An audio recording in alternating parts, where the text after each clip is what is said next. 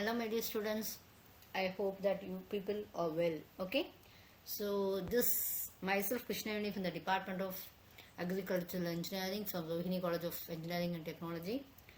So this video is intended to provide you information regarding certain topics in Unit 4 of Renewable Energy and Agricultural Engineering. So this topic is devoted for ethanol and bioethanol production, and also what is acid hydrolysis and everything else. See, actually this ethanol means it is a biofuel. Okay, so this how it is produced? It is produced by fermenting sugars from plants, or it can be obtained through petrochemical process and all. It's actually a clear and colorless liquid. Okay, it has a pleasant odor. It is actually intoxicating component. It has been present in beer, wine, and other alcoholic beverages, etc. Okay, so it has a more sweet flavor, but when you take it as in a more concentrated solutions, it is in a burning taste, right? So it has been used in biofuel in various types of countries. So that's what we are going to see. So this why we are going to learn about this is, so this is normally this ethanol is being produced from starch based crops or dry or wet mill processing, etc. Okay, so for example, how we are producing is, we have certain producers in India also, those who are producing ethanol. So where it is this ethanol is produced? Ethanol is produced from beet, sugarcane, sweet, okay, when you take it as fruits or starchy materials, when you take it as beet, rice, potatoes, sweet potatoes and everything else, okay. And you have cellulose materials can also be used for preparing this ethanol, okay, like paper, crops residues, etc. So ethanol production is actually the sugarcane or sugar beet and extraction of sugar, okay. So next what happens is, so this is the primary feedstock. So for example, when you take it as corn, it is being, when you take it as in the sugarcane and other cells, it's going for fermentation. Now you haven't, I think so, you people would have watched the fermentation process, right? So what it is actually fermentation, this we have already discussed in your third unit. It is a process that uses microorganisms to break down organic matter into value-added products, okay. So from that we are going for the help of enzymes, we are getting some beer and other products and all, okay. So we get, after this, when you take this, you can see that when you take it as this fermentation, we get as beer, and from this you are going for a primary distillation process. From that you are getting ethanol, but then also you have certain benzene reactions. So then a secondary distillation where we get 100% ethanol. This is for sugarcane. Okay, if you take it as corn and other, you are grinding, you are mashing and cooking, and again you are going for this fermentation process. So this is the general steps and all. So first one is we need a substrate for preparing this ethanol production, okay.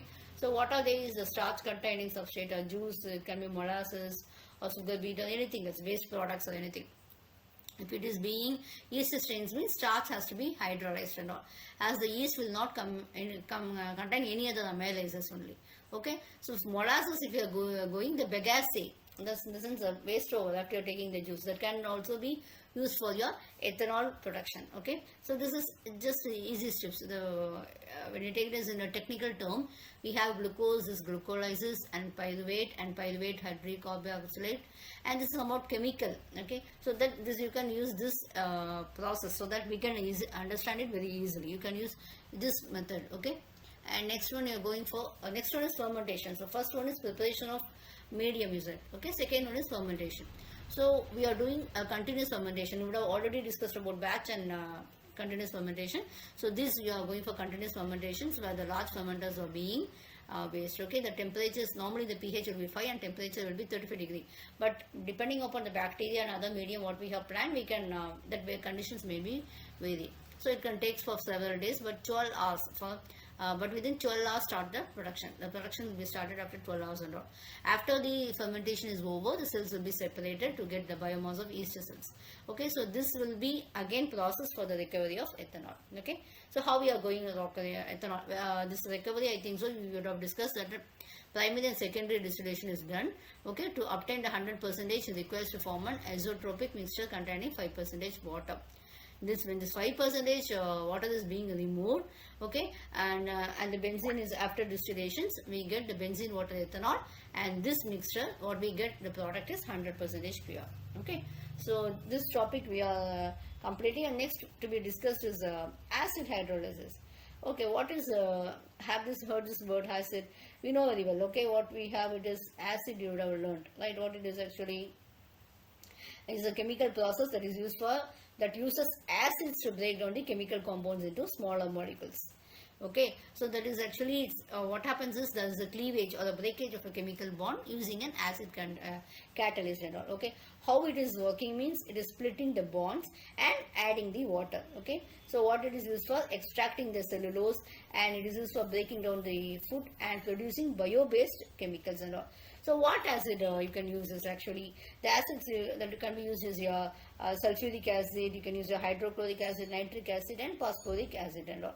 But when you take it as, when you're using as concentrated acids, it can be corrosive and all. Okay, so the attacks the lone pair of electrons, and if, for what happens, there will be cleavage and there will be a breakdown. Okay, thank you.